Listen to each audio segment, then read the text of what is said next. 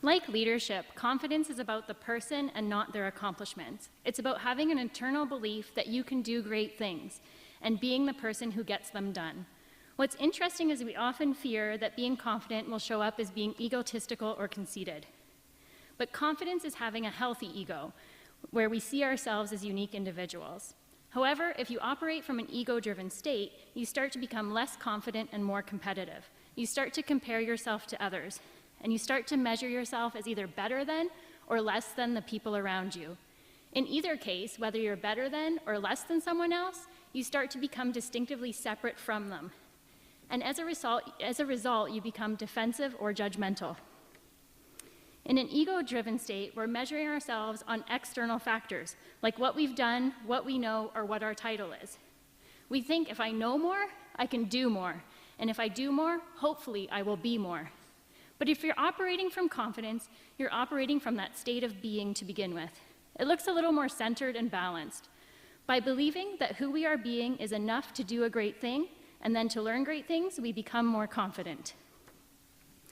Imagine if we all operated from a sense of being the person who can and will accomplish a great thing. Would you do more if you believed more in yourself? And don't you think that you would inspire greater things in the people around you if you did that? Let's take a moment. Think of someone who inspired you in your own life to do something greater with yourself.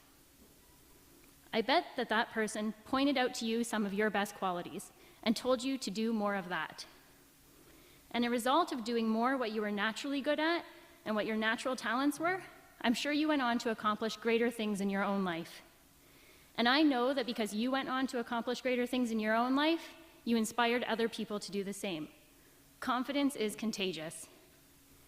Tonight, I want to share with you a story about how I learned that doing and knowing only gets you so far, and how I learned that being the person I am and being confident in that was the key from moving from goodness to greatness in my own life.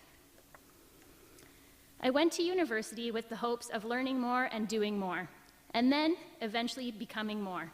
That's the usual formula that we operate by. I studied hard and I did all of my assignments. I was a dedicated student.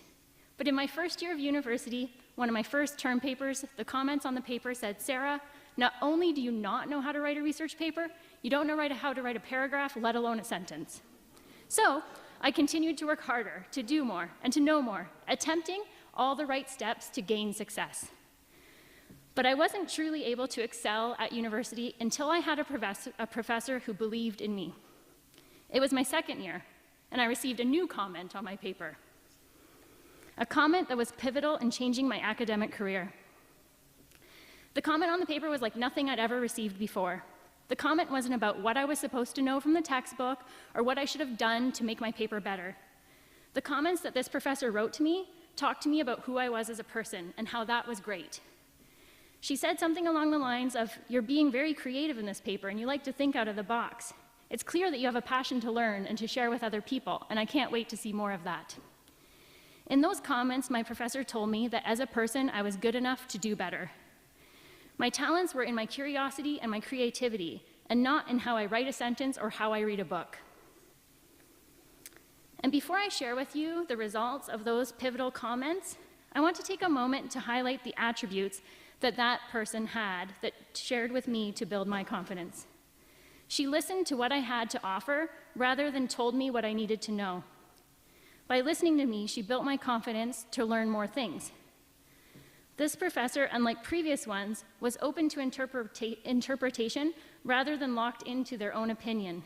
By being open, that professor allowed me to express myself, to let my talents shine, and for me to develop my self-confidence. The professor also allowed me to be self-aware rather than to be self-conscious. By bringing awareness to my unique attributes, I was able to accept myself more and compare myself to others less. This professor, because of these attributes, allowed me to stop judging myself and the people around me, and as a result, I became less competitive and more collaborative. I became less conscious and more aware, and I became more confident, and I became confident enough to write a 60-page thesis, only 4 years after being told I didn't know how to write a sentence. I also was published in the university journal, something I never would have thought of if I didn't have someone believing in me and developing my confidence.